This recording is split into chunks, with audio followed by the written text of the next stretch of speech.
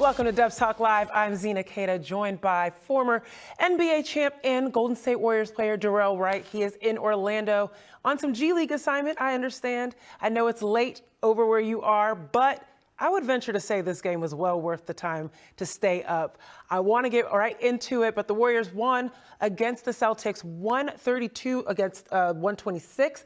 Celtics came in on a 5-game winning streak, all closed out. Dorell, let's just start with your initial reactions. We witnessed some greatness tonight. We definitely did. We've seen Steph Curry do what he does best, and that's the closer. We've seen him make big shots and timely shots over and over again, and that's what we saw. We also saw the young Dubs grow up. Trayce Jr., pause before he went out. Jonathan Kaminga. So it was a great overall win for the Warriors tonight. They showed a lot of poise. They showed a lot of fight, and down the stretch, they got big stops in. They made big shots. Absolutely, the young Dubs were exactly what the Warriors needed.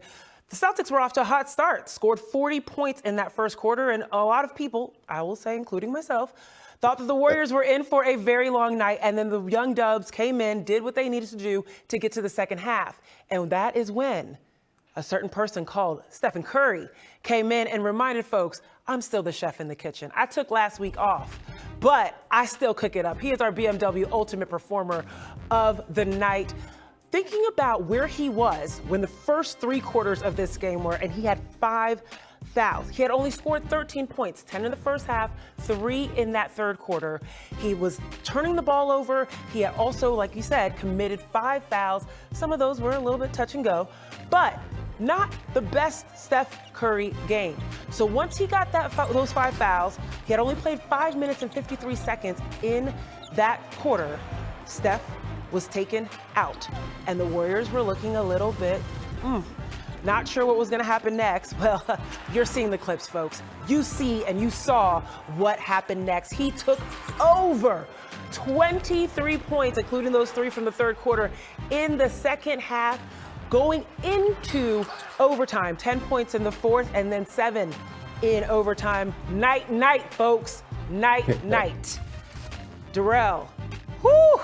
That ball was up in the air for quite some time. Man, and the release was so pretty. The arc was so nice, and it just made sense. That's what Steph Curry does. It was all net.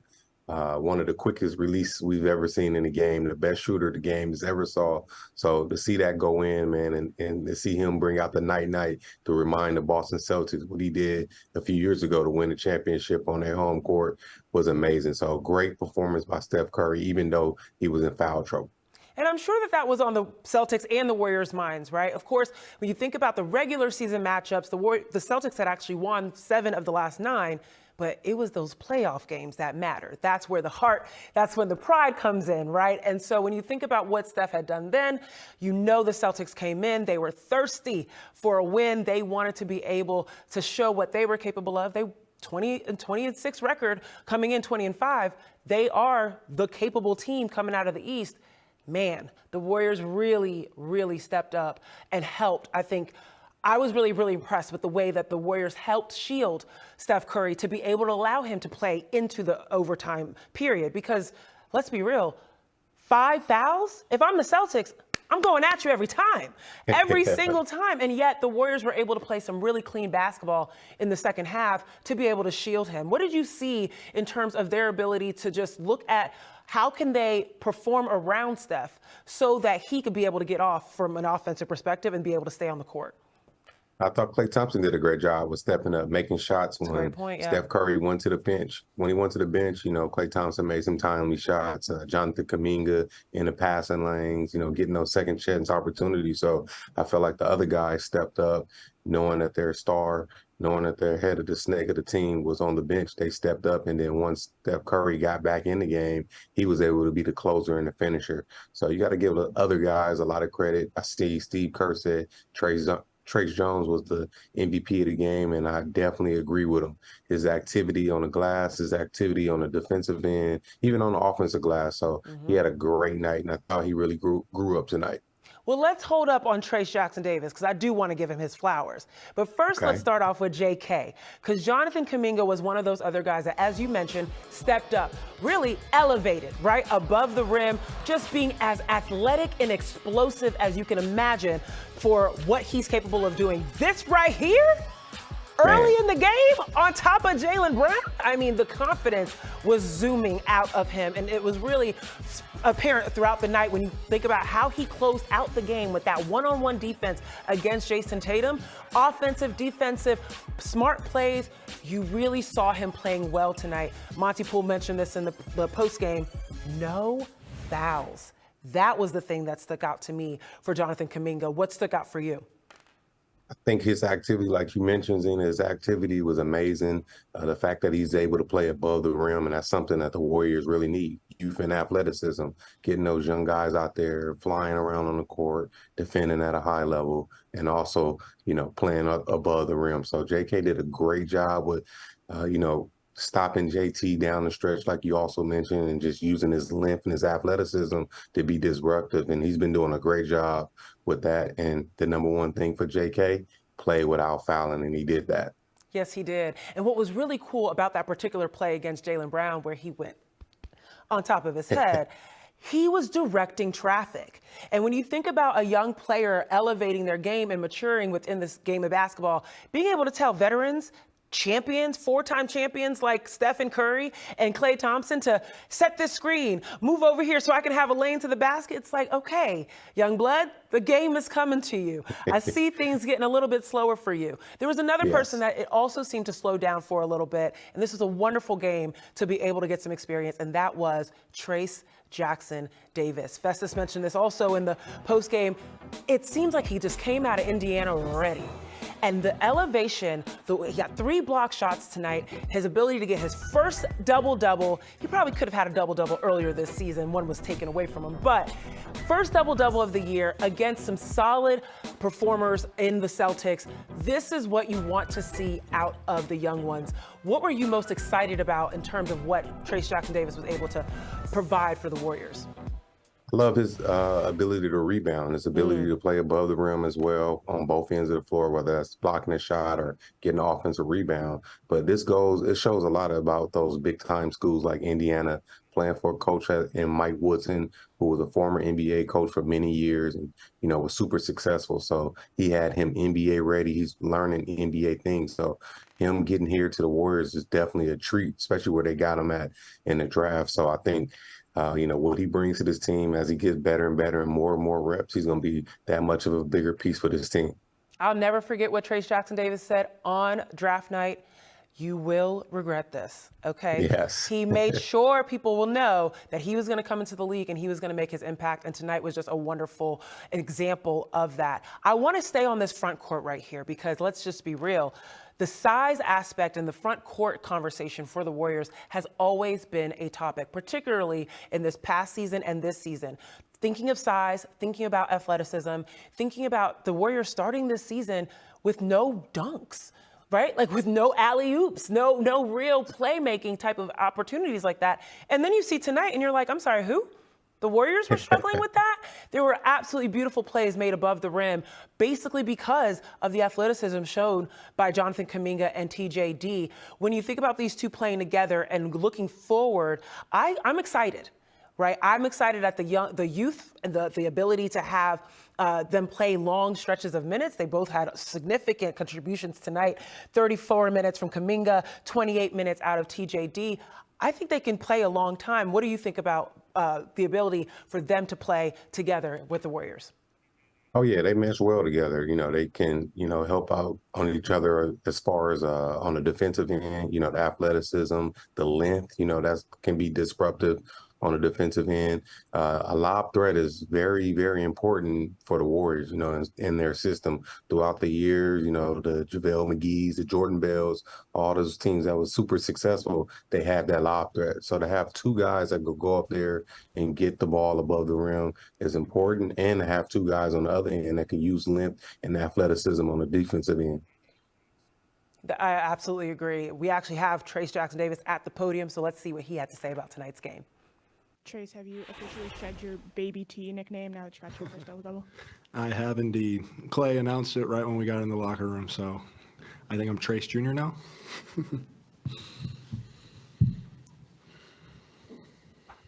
Obviously, it's always be ready, but did you have an inkling that this might be a night for you, or how did you approach it? I mean, the coaches told me before the game just to be ready. You're probably going to play tonight, and then just getting in, providing energy for my teammates, trying to make the right plays, and just doing everything I can to help them. So, What's going on in your head sort of before and after that block on Jalen? I blocked a lot of shots. It felt good, especially he had it in his left hand, so I thought I had a chance. I thought I timed it right, and then at the end of the day, just instinct, go get the ball. So. That's a lot of velocity coming to the rim. So what does it feel like? Do you feel your hand bend back? What's the sensation like? I did feel it actually. It did bend back a little bit, but I'm just glad I got a piece because that would have been on Sports Center. So. Hey Trayce, what was your angle on that shot by Curry, and can you try to come up with some words to describe it? A pot of gold at the end of the rainbow. I was sitting right under the rim, and I'm looking. I'm like, that's good, and then I said some words that I'm not going to repeat as it went in. So. Obviously, there's been a lot of. Oh my God, I love him. And I'm also really excited to welcome Gemma Jones-Johnson, Dalton's newest addition to the Dalton Johnson family. I am so excited for him. Congratulations to the Johnsons. We're going to go to break right now. We got still tons of talk to talk about with the Warriors. Don't go anywhere. We're breaking down this game on Dubs Talk Live.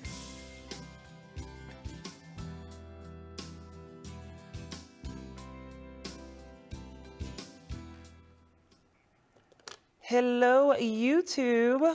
As you see, Dalton Johnson was actually going to join me tonight, and then he had a baby. There we are. And then we got Darrell Wright. So, Darrell, I mean, yes, you stayed up pretty late to watch this game. Was anyone else around you watching it that you know of?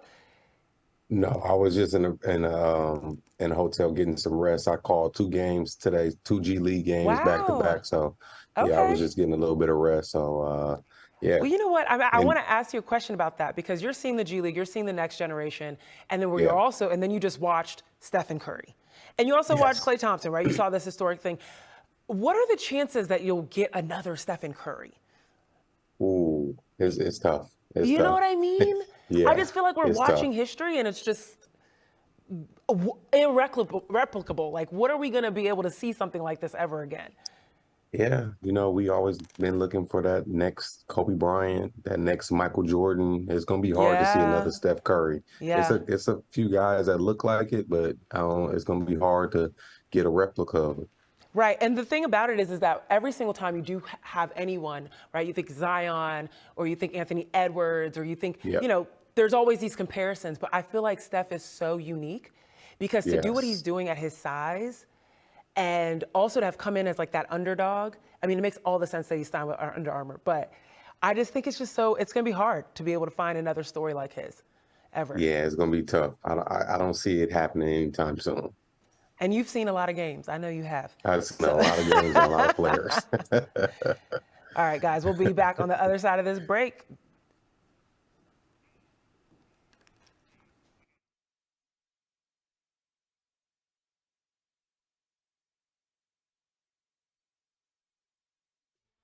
Dubs Talk Live is presented by Mancini's Sleep World. Visit Mancini's Sleep World during the year-end clearance event or visit sleepworld.com.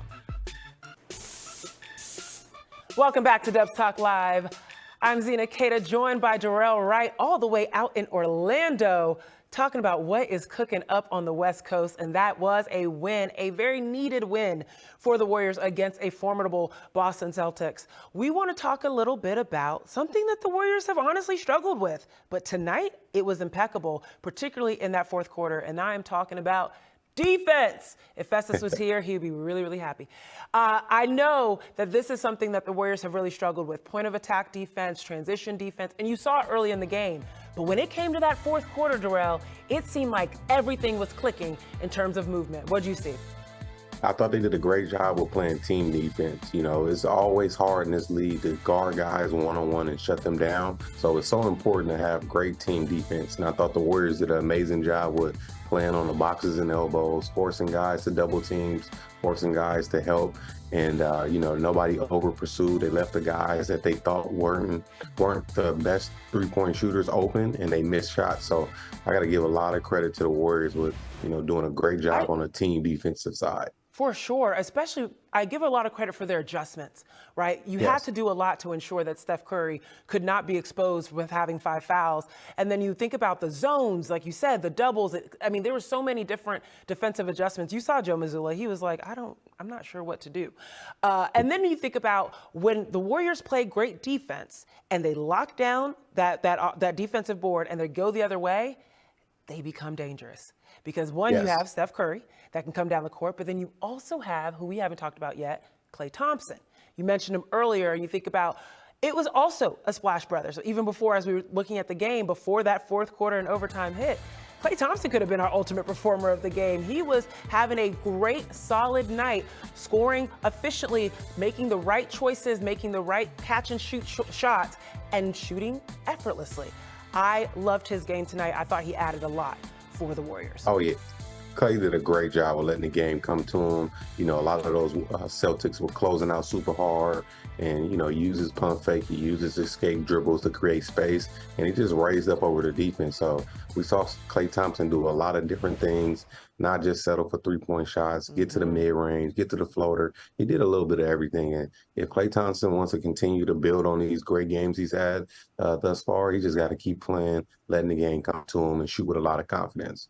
You know, everyone had talked about how, like, sometimes slow seasons come for Klay.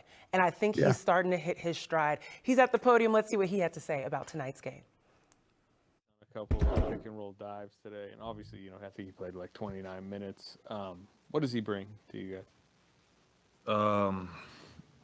A vertical spacer, a shot blocking presence, and a big, strong, physical big man who is incredibly athletic. Trayce Jr., very athletic. You declared in the locker room that is now his nickname? That is his new nickname, correct. It's only one Trayce in my life. That's Trayce Thompson. MLB player. Father to Roman. What do you think a win like this? We know this season's been a little bumpy to start. What do you think this could do for the rest of the season? We knew this already, but we have the ability to beat anybody, and just give everybody confidence that we can continue a great win streak here and put us in a right to ship, and most importantly that we have the ability to beat anybody from the best teams in the league to the bottom teams. Nice, Matty. Hey, Klay. You've seen Steph make all sorts of shots from all different angles. What's your reaction? What are you thinking when you see that high arcing three go in tonight? Very grateful it went in. It was an incredible shot, moon ball, and I mean, he never ceases to amaze us. I thought that step back going right was even more impressive, though. If for anyone who shoots a basketball out there, they know how hard of a shot that really is. That was very impressive from Steph. Very impressive from Steph. I also want to make sure I make a shout out to Brandon Podziemski, because when you come into this game with a stat like only the first Warrior with 5 or more rebounds per game since Draymond Green back in 2012, and then he still had 5 rebounds tonight before he was out with a back injury. Wow. He did say he'll be back, Dub Nation. Don't you worry. He wish I was out there tonight. My brothers picked me up. Big Dub. See you Friday. Love the confidence out of this young fella. Does he remind you of anyone, Darrell? Have you ever played with someone like him before? Man, you know what? The previous Warrior he reminds me of is DiVincenzo. Just his toughness, his high IQ, but the offense is a little bit different than Dante. But he just reminds me with the offensive rebounds, putting his nose in there, taking charges, doing the little things that help his team win. He reminds me a lot of DiVincenzo, but I think he has a lot more to his offensive game. So I really, really like Paz and think he's going to be one of the future guys on this team as well, like a JK and a Moody. I love that comparison. And remember, when DiVincenzo was here, championship was won. All right, gotta look ahead. Let's see what the Warriors have ahead in their schedule. Don't go anywhere. We'll be back on this other side of the break. It's Let's Talk Live, folks.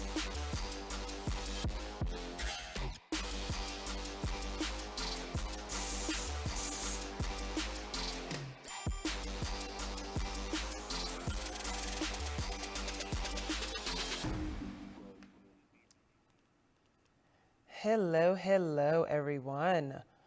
I thought tonight's game, it was so entertaining. And it was such I just saw that I can't remember where I saw it, but someone was like, it was nail biting.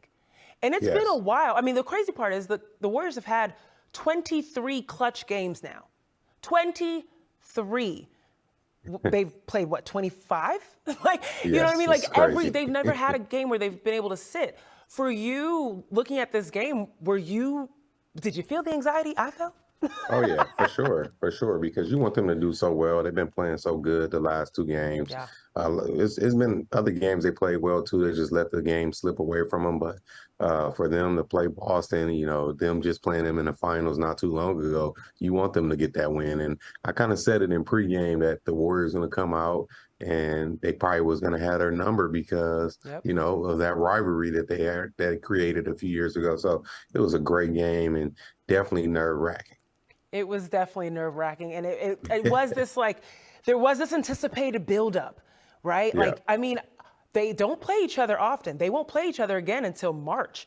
And so, thinking back to the time that you were playing in the league, those teams that were opposite your conference and you didn't get to see, do you feel like there was even more rivalry because there was this spread versus the teams that were in your conference? Almost definitely. When you're playing guys that you only play 2 times a year, you want to get the best out of them, especially when you playing them on your home court. And then when you go on the road, you want to get a big time win. So for sure. Interesting.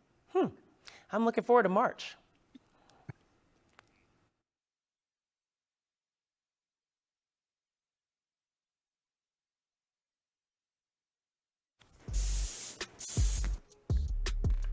All right, the Warriors won tonight, but they still have some more games coming up, and a big one's coming up from the perspective of a big-time Warrior coming in the building. Jordan Poole will be back on Friday night as the Washington Wizards come to play the Warriors at home. Definitely expect to have a lot of love shared in the building for him and for his return.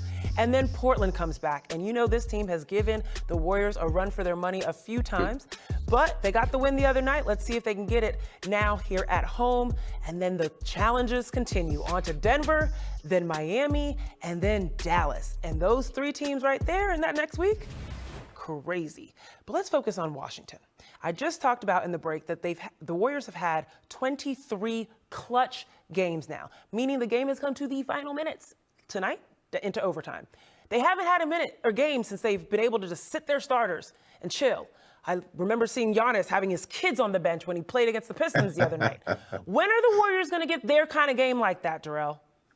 I think this Friday it might be a game. I watch a lot of Washington Wizard basketball games, with my little brother being there. They're struggling. They're not playing at the highest level. So if the Warriors can, take this energy, take this game that they played tonight and take that to Friday, it's going to be hard for the Washington Wizards to compete with those guys. So I'm really looking forward to an ice and chill, what I like to say. When you see all the starters on the bench icing up and getting ready for the next game. That's exactly what I think the Warriors, that's their next challenge, I think, is just being able to build up enough of a lead and then being able to keep the lead. This is what Steve Kerr talked about actually in the pregame, just being able to sustain a lead. And I know that you've been able to, keep up with what the Warriors have been able to do. You were back in the team, back in the day. Were the third quarter Warriors a thing when you were playing? Not quite yet. Okay. we were was there a years... quarter, though, for you all that was like, okay, we're either coming out gangbusters or we might lose all control? I can't lie. We had some big wins, and a lot of those big wins came in the fourth quarter from us coming back from down big deficits and then finding ways to win. And I think with the Warriors, man, they just gotta, get back to those third quarter rallies that they used to have. They were known for that third quarter coming out and, the game basically being over. So hopefully they can get back to those ways because they were a deadly team when they was a third quarter team. Of course, they don't have the quite the personnel of what they had when they were the third quarter deadly death lineup, right? But they do still have some solid professional players on their team, including Stephen Curry. And I would be remiss not to be able to go back to what he really did in this fourth quarter and overtime. Because when you think about a player having to play at this level with the pressure of knowing I have 5 fouls, I also want to get this win against Boston. I also didn't have a great game last week, or the last game. Talk to me, Darrell, from a player perspective, what could have been going through Steph's mind that you know of Steph, and also what you know of being a pro athlete, of just taking the game and putting it on your shoulders with that level of burden? Zena, this comes with mental toughness. Most young players, when you get into foul trouble, you face adversity throughout a game, you kind of tend to go the other way. You kind of pout, you kind of be frustrated, and it takes you all the way out the game. Steph Curry is one of the best guys when it comes to being mentally strong and next play mentality. Not moping, not complaining, just figuring out how can he impact the game once he gets back in the ball game. And that's what we saw today. And that's what great players do. They find ways to be successful. They find ways to put their team on their back. And we saw it live and in person with Steph Curry doing it tonight versus a very hot and very talented Boston Celtics team. And, we have to give credit to the Boston Celtics. Derek White looked like an all-star tonight. Oh, man. But they were able to contain him, particularly in that fourth quarter and in overtime, as well as Jaylen Brown. So it was particularly impressive for the Warriors to be able to play some clean team basketball. Only 2 turnovers in the second half. By the way, guys, important. That's big. Yeah, 2. big. Just 2. Sorry, not 4. 2 turnovers. That's huge for the Warriors. So I really am excited for what they're going to be able to translate from this game into next game. And hopefully they'll get what you said, their ice and chill game. There you go. Yep, I'm looking forward to that. Yeah. Right. Well, thank you so much, Darrell, for tuning in, coming all over to the West Coast and staying up for us. We appreciate you guys breaking down the game with us. I want to ask you before you go, though, anything you're excited about for this G League showcase? Oh, man, it's just exciting to see these young fellas compete at a high level with all the NBA execs. So I just want to see these dudes compete and get a job. Yeah, this is the time. This is the time where all of them are coming together. This is also the time that they're talking trades and all of the above. Yep. So definitely keep your eyes on the news, folks, because this is the time that those type of conversations start to happen. But yes, thank you so much, Darrell, for joining us. I'm Zena Keita, Darrell Wright, all the way from Orlando. Warriors beat the Celtics at home 132-126, and they faced Washington on Friday. Appreciate you joining us on Dubs Talk Live. Have a wonderful evening, everyone.